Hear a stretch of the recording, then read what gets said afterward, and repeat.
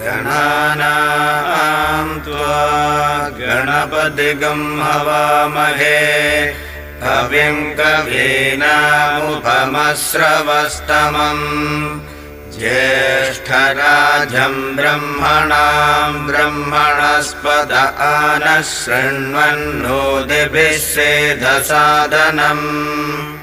ॐ श्रीमहागणपतये नमः। श्रीव्यास उवाच कथं नाम्नां सहस्रं स्वं गणेश उपदिष्टवान् शिवायै तन्ममाचक्ष्वा लोकानुग्रहतत्परा। ब्रह्मोवाच देव एवं पुरारादे पुरत्रयजयोद्यमे अनर्चना